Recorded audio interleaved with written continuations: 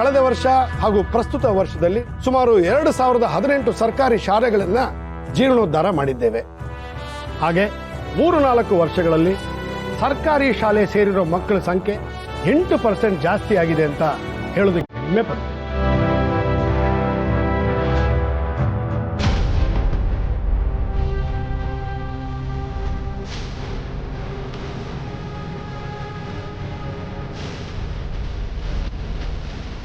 ಅದರಲ್ಲೂ ಕನ್ನಡ ಶಾಲೆ ಸೇರೋ ಮಕ್ಕಳುಗಳಿಗೆ ಅನುದಾನ, ಮುಚ್ಚೋ ಹಂತದಲ್ಲಿದ್ದ ಶಾಲೆಗಳಿಗೆ ವಿಶೇಷ ಶಿಕ್ಷಕರನ್ನು ನೇಮಕ ಮಾಡಿ ಆಯಾ ಹಳ್ಳಿಗಳಲ್ಲಿ ಪೋಷಕರಿಗೆ ನಮ್ಮ ಭಾಷೆಯ ಮಹತ್ವವನ್ನು ತಿಳಿಸೋದ್ರಲ್ಲಿ ನಮ್ಮ ಸರ್ಕಾರ ಯಶಸ್ವಿಯಾಗಿದೆ.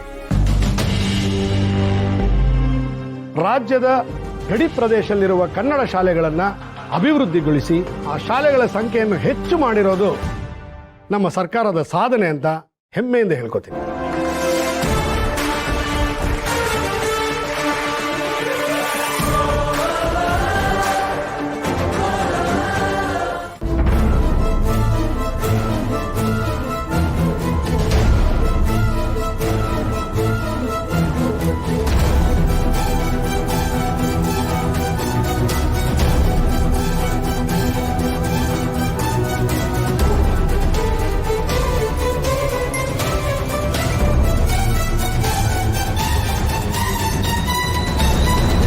ಮನುಷ್ಯ 100 ಭಾಷೆ ಕಲ್ತಿದ್ರು ಅವನು ಯೋಚನೆ ಮಾಡೋದು ತನ್ನ ಮಾತೃಭಾಷೆ.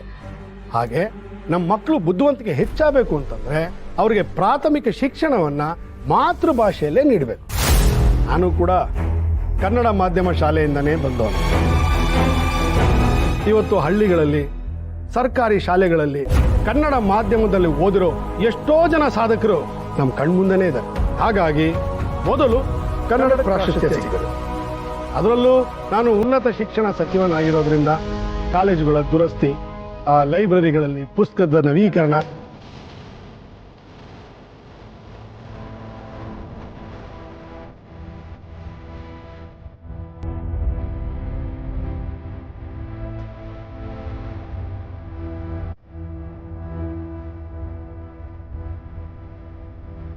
ಇದಕ್ಕೆ ಕಾರಣಕರ್ತರಾದ ಎಲ್ಲರಿಗೂ ನನ್ನ ಧನ್ಯವಾದಗಳನ್ನು ಅರ್ಪಿಸುತ್ತಿದ್ದೇನೆ.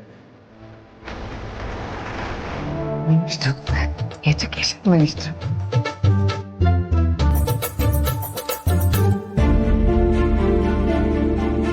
ಇನ್ನೂ ಹೆಚ್ಚು ಮಾಹಿತಿ ಬೇಕು ಅಂದ್ರೆ ನಮ್ಮ ಇಲಾಖೆಯ ವೆಬ್ಸೈಟ್ನಲ್ಲಿ ಅದು ಲಭ್ಯ ಇದೆ, ನೀವು ನೋಡಬಹುದು.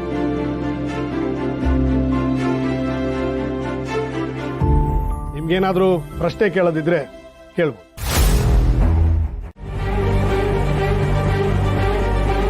ಸರ್, ಇವರು ಸ್ಯಾಟಲೈಟ್ ಚಾನಲ್ನವ್ರು ಅಲ್ಲ, ಆದ್ರೂ ಒಳಗೋಗ್ತೀನಿ ಅಂತ ಹೇಳ್ತಿದ್ದಾರೆ. ಹೇಳಿದ್ರಿ ಪರ್ಸನಲ್ ಕ್ವಶನ್ಸ್ ಕೇಳಬಾರ್ದು, ಬರೀ ಎಜುಕೇಶನ್ ಡಿಪಾರ್ಟ್ಮೆಂಟ್ ಬಗ್ಗೆ ಕೇಳಬೇಕು ಅಂತ ಹೇಳಿದ್ವಿ ಸುಬ್ಬು. ಆದರೆ ಇವನು ಈ ರೀತಿ ಕೇಳ್ತಾ ಇದ್ದಾನೆ. ಇವನು ಸ್ಯಾಟಲೈಟ್ ಚಾಲನಲ್ಲ. ಛೇ, ಈ ವ್ಯಕ್ತಿ ನಾನೇ ಒಳಗೆ ಬಿಡಕ್ಕೆ ಹೇಳಿದ್ನಲ್ಲ. ಇಂಥ ಪ್ರಶ್ನೆಗಳನ್ನೆಲ್ಲ ಕೇಳಿದ್ರೆ ಯಜಮಾನ್ರ ಮನಸ್ಸಿಗೆ ನೋವಾಗುತ್ತೆ. ಏನು ಮಾಡಲಿ? ಅದು ಅಲ್ಲದೆ ಇದನ್ನೇನಾದರೂ ಶ್ರಾವಣಿ ಮೇಡಮ್ ನೋಡ್ತಿದ್ರೆ, ಅಯ್ಯೋ ದೇವ್ರೆ, ಇವ್ರು ಯಾಕೆ ಹೀಗೆ ಕೇಳ್ತಿದ್ದಾರೆ?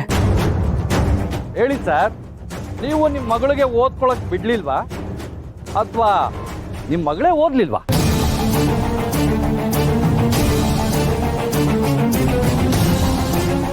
ನೀವು ನಿಮ್ಮ ಮಗಳ ಜೊತೆ ಮಾತಾಡ್ತಿದ್ದಾನೆ.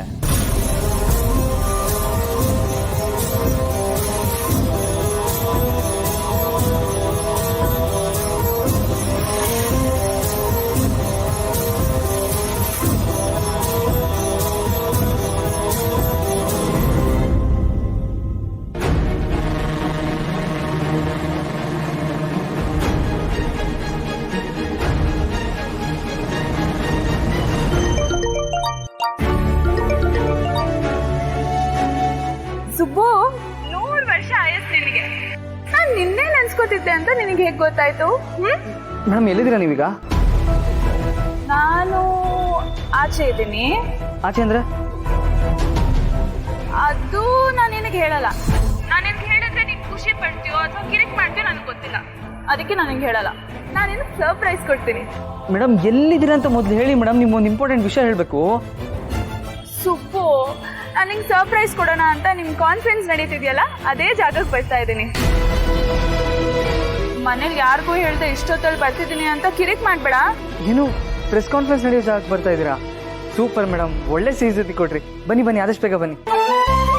ಸುಪ್ಪು, ಏನಾಯ್ತು ನಿನಗೆ?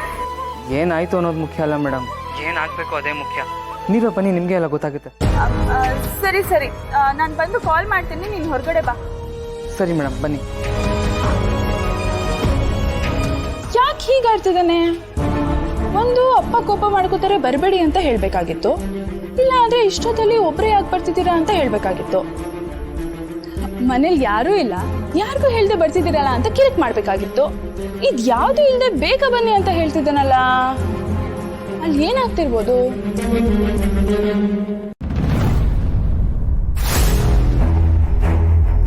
ಮಾತಾಡಿ ಸರ್, ಕೇಳೋ ಪ್ರಶ್ನೆಗೆ ಉತ್ತರ ಕೊಡಲ್ಲ ಅಂದಮೇಲೆ ಈ ಥರ ಪ್ರೆಸ್ ಮೀಟ್ ಎಲ್ಲ ಯಾಕೆ ಮಾಡ್ತೀರಾ?